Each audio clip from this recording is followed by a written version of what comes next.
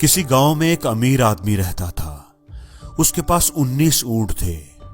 جب وہ بوڑھا ہو گیا اور بیمار رہنے لگا تو اس نے اپنی وصیت لکھ کر رکھوا دی۔ اس کی موت کے بعد جب اس کی وصیت نکال کر پڑھی گئی تو اس نے اس میں اپنے اونٹوں کی تقسیم کے بارے لکھا ہوا تھا۔ اس میں لکھا تھا کہ میرے اونٹوں میں سے آدھے اونٹ یعنی نصف حصہ میرے بیٹے کو دے دیا جائے، 1/4 اونٹ یعنی چوتھا حصہ میری بیوی کو دے دیا جائے اور 5واں حصہ میری بیٹی کو دے دیا جائے۔ اس بٹوارے کو سن کر سبھی رشتہ دار اور گاؤں والے پریشان ہو گئے کہ اب اونٹوں کی تعداد تو 19 ہے، ان کو نصف کیسے کریں؟ 19 اونٹوں کو نصف کرنے کا تو مطلب ہے کہ ایک اونٹ کو کاٹنا پڑے گا اور اس طرح تو اونٹ ہی مر جائے گا۔ اب فرض کیا ایسا کر بھی لیا تو باقی بچے 18 اونٹ اور ان کا 1/4 یعنی چوتھا حصہ ہوگا 4.5 اور 4.5 کا مطلب ہے کہ پھر ایک اور اونٹ کو کاٹنا پڑے گا۔ تو یہ تو ناممکن ہے، ایسا نہیں ہو سکتا۔ اب گاؤں والے تو بڑی مشکل میں پڑ گئے، کسی کو سمجھ نہیں آ رہی تھی کہ وصیت کی تقسیم کیسے کی جائے۔ ایسا کیا کریں کہ سب کے ساتھ انصاف ہو، سب کو وصیت کے مطابق پورا حصہ کیسے دیا جائے۔ کتنے روز ایسے ہی گزر گئے۔ گاؤں کے سارے سمجھدار لوگ سر جوڑ کر بیٹھے رہے لیکن کوئی حل نہ نکلا۔ کسی نے بتایا کہ ساتھ والے گاؤں میں ایک آدمی ہے جو بڑا ہی سمجھدار ہے، اسے بلایا جائے۔ وہ آدمی اپنے اونٹ پر سفر کر کے اگلے دن اس گاؤں پہنچ گیا۔ گاؤں والوں نے اپنی ساری مشکل اسے بتائی۔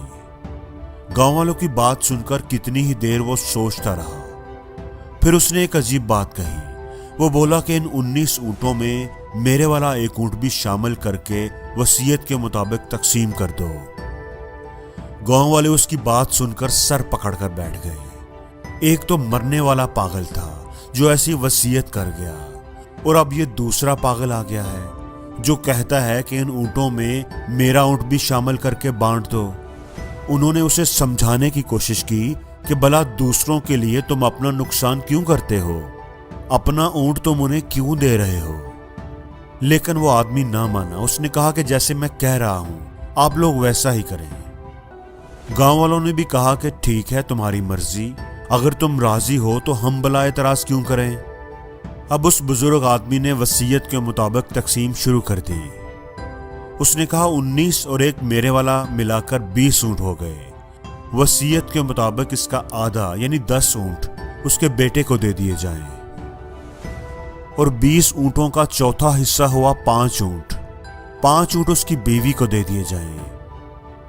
اب 20 اونٹوں کا 5واں حصہ 4 اونٹ بنتا ہے، تو 4 اونٹ مرنے والے کی بیٹی کو دے دیے جائیں۔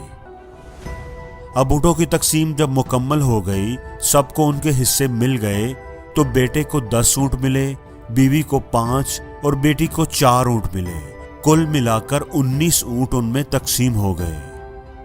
ایک اونٹ بچ گیا جو اس سمجھدار آدمی کا تھا۔ اس نے اپنا اونٹ پکڑا اور اس پر بیٹھ کر اپنے گاؤں روانہ ہو گیا۔ گاؤں والے حیران پریشان اسے جاتا دیکھ رہے تھے کہ اس نے اپنی سمجھداری کی وجہ سے کتنا بڑا مسئلہ حل کر دیا اور کسی کا نقصان بھی نہیں ہوا۔